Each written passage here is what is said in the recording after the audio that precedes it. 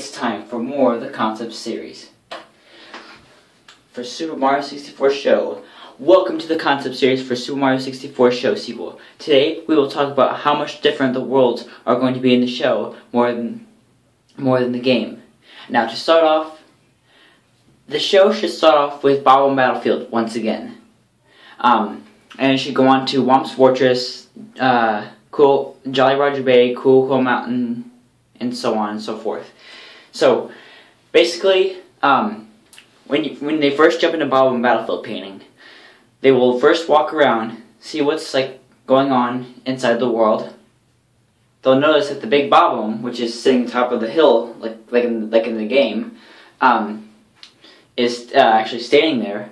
Mario, Luigi, Waluigi, and Yoshi are all thinking of a plan to defeat this big boss and regain the Power Star.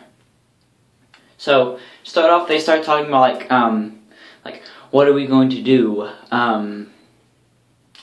We should just pick him up, throw him to all different places. They say stuff like that. And once you see them, after they get done with their plans and stuff, they'll start running toward the hill, and they'll start climbing up the hill. They'll obviously get hit by Goombas and obstacles all the time. They'll be like that, kind of. So yeah, stuff like that. So yeah, it's pretty much like the game, except it's actually not the game, it's the show instead of,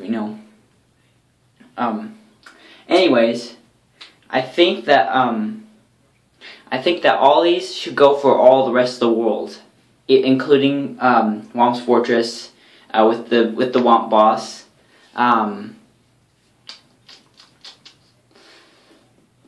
the Wiggler boss,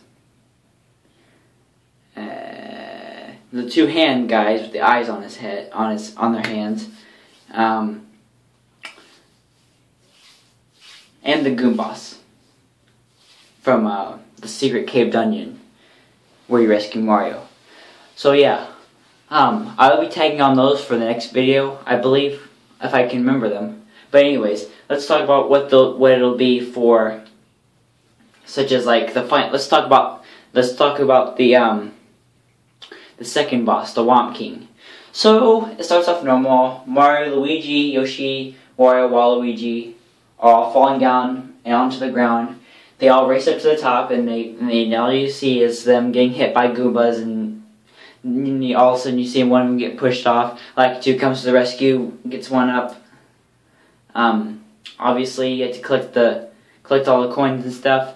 Obviously they don't collect them by just touching them. They have to grab them and pick them up and just barely nab them and everything like that.